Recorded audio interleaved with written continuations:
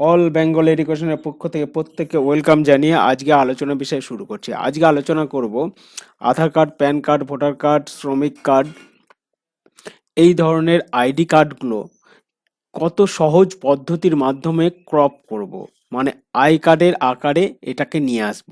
এটা নিয়ে আসতে গেলে সাধারণত আমাদের বিভিন্ন ফটোশপের মাধ্যমে এটা আমাদের নিয়ে আসতে হয় এবং সেক্ষেত্রে অনেক সময়ের অপচয় হয়।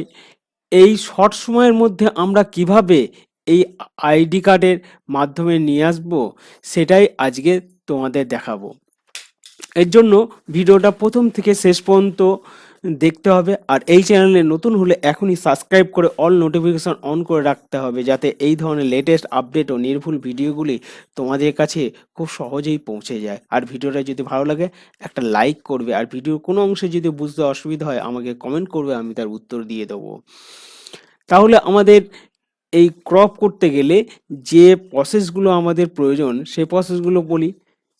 আমি যে কার্ডটি ক্রপ করব সেই কার্ডটি সর্বপ্রথম আমাদের ডাউনলোড করে রাখতে হবে। যে আধার কার্ড হতে পারে, ভোটার কার্ড হতে পারে, কিংবা প্যান কার্ড হতে পারে। এই সেই কার্ডটা আমাদের কিন্তু ডাউনলোড করে রাখতে হবে। ডাউনলোড করার পর আমরা ডেস্কটপে যে কোনো একটা ব্রাউজিং ওপেন করে সেখানে গুগলে গিয়ে লিখব ই কার্ড কাটার। লেখার পর যে ইন্টারফেসগুলো আসবে এর মধ্যে থেকে আমরা সেকেন্ড ইন্টারফেসের ওপর এটার উপর আমরা ক্লিক করব। ক্লিক করলেই আমাদের সামনে এরকম একটা ইন্টারফেস আসবে। আমরা নিউ আপডেটে এটা কেটে দেবো, অপশানটা কেটে দেওয়ার পর এখানে দেখব সর্বপ্রথম রয়েছে ক্রপ আধার কার্ড, তারপর রয়েছে crop PAN card, crop Jan Aadhaar card, তারপর crop voter ID card, crop PM Jay card, তারপর ক্রপ পিএম কেএমওয়াই কার্ড, তারপর শ্রম কার্ড, ই শ্রম কার্ড এবং ক্রপ ইউআইডি কার্ড। এই এতগুলো কার্ড আমরা এখান থেকে ক্রপ করতে পারবো। এই ক্রপ করার জন্য আমরা সর্বপ্রথম যেটা বেছে নেব, যেমন ধরো এখানে আধার কার্ড যেটা রয়েছে এবং প্যান কার্ড। প্যান কার্ড সাধারণত ক্রপ কিভাবে করব, প্যান কার্ড হচ্ছে যে প্যান কার্ড করার সময় আমাদের মেলে বা কাস্টমারের মেলে একটা ই প্যান কার্ড দেয়া হয়, সেই প্যান কার্ডটা এখান থেকে কিন্তু ক্রপ করতে পারবো। আজকে আমি তোমাদের দেখাবো যে আধার কার্ড কিভাবে ক্রপ করতে হয়। এর জন্য আমরা কি করব, এই আধার অপশানের ওপর ক্লিক করব, আধার ক্রপের ওপর ক্লিক করব। যখনই আমরা আধার ক্রপের উপর ক্লিক করব এখানে এরকম একটা ইন্টারফেস আসবে। এই জায়গাটা আমাদের চুজ ফাইল এর উপর আমরা ক্লিক করব।